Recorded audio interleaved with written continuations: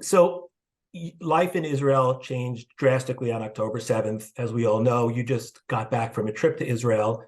While you were there, you spoke with victims of the Hamas attacks. You spoke with families whose loved ones have been abducted or being held hostage.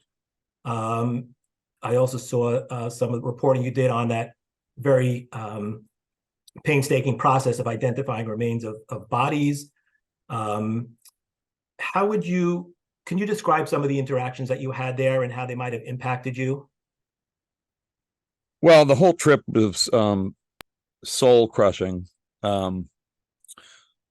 both because of the pain and death and destruction going on in Gaza, and also because of the pain and death and destruction that happened in Israel on October 7th.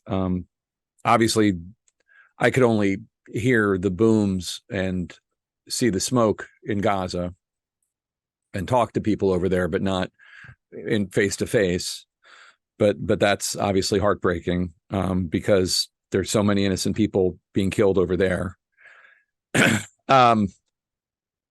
But then the face to face conversations I had with survivors of October 7th or people whose loved ones were killed or kidnapped on October 7th were obviously very upsetting. And what happened on that day and since is a level. It's I've covered a lot of horrible things. I've covered a lot of wars, and I've covered a lot of tragedies, whether natural disasters or mass shootings or the wars in Iraq or Ukraine or Afghanistan. And it's not particularly constructive to compare people's pains and decide one person's pain is worse than another person's pain. But it was just mind-bogglingly awful to experience and talk to the people that went through what they went through on October 7th and since. The willful infliction of torture on civilians and children and women and the elderly, the willful infliction of sexual violence in front of other people, the willful infliction of murder in front of children, murder of parents in front of children, murder of children in front of parents. No, I've never seen or heard anything like it. I just think the question is, and I think this is a question that everybody who is calling for a ceasefire, who is a world leader, needs to answer is, what is the alternative to a ceasefire? What is the solution? Because the Israelis say they can't do the Israelis and the Americans say a ceasefire cannot happen because Hamas needs to be destroyed. And if you are saying, no, we need to have a ceasefire, that's, first of all, I don't have an opinion, right? I mean, that's not my job to have an opinion. But if you were saying, no, we need to have a ceasefire, how do you counter the arguments from the Biden administration and the arguments from the Netanyahu administration that, well, if you do a ceasefire, then all Hamas is going to do is regain strength and then commit more atrocities against Israel? What's your response to that? Because they have a point, because Hamas says that that's what they're going to do. So, and then we're just continuing in the cycle of then Hamas does that, and there's more Israelis' death, and then Israel. Circular conversation in that regard. Right. So, like, if you assume that it would be better to have Mahmoud Abbas in charge of Gaza or whomever, somebody Mahmoud Abbas like in charge of Gaza, how do we get there? How does Israel, what does that look like?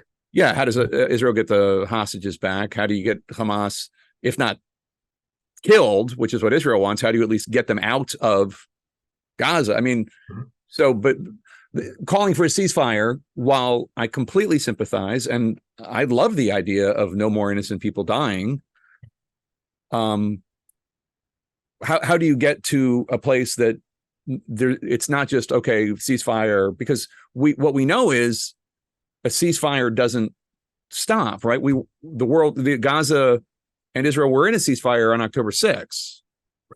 right? So we know that that's not a solution because then October 7th came. So you have to think beyond October 6th.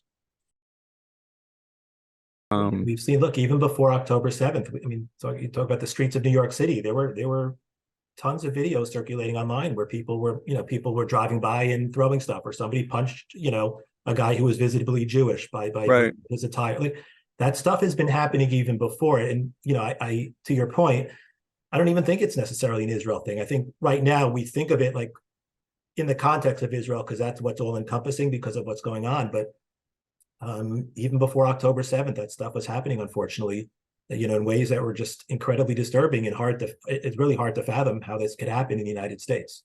Well, it's one of these things where Jews know that the hate is not just on one side. Mhm. And sometimes people who are either conservative or progressive pretend that it's just on the other side. But I think Jews who are honest know that it's on both sides. Yeah. How did your experience in a Jewish day school, and I guess your Jewish upbringing in general, impact you as a person, as a professional, make you the person you are today?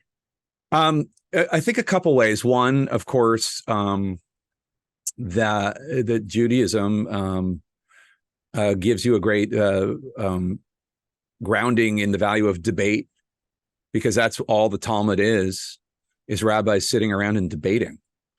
And so it's it's a religion that is rooted in debate, in discussion and debate, and so that's just very healthy, I think, as an intellectual pursuit, and really good for a journalist, because it really causes you to be steeped in the idea of analyzing and poking and prodding issues from all sorts of sides. And that really stuck with me, because that was a class we took, Mishnah and Talmud. And then another thing is, it really, and this might be counterintuitive or not, which is just that it really gave me respect for faith, and not just my faith, but all faiths. And so I have always just been acutely aware of my status as a religious minority, and been acutely and keenly respectful, or tried to be at least, of other people's faiths. I used to be a lot more quiet about this sort of thing. Mm-hmm. But the anti-Semites just kept getting louder and louder and louder.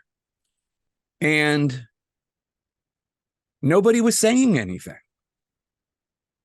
It's not like other anchors were saying anything. Mm-hmm. So I started saying things more.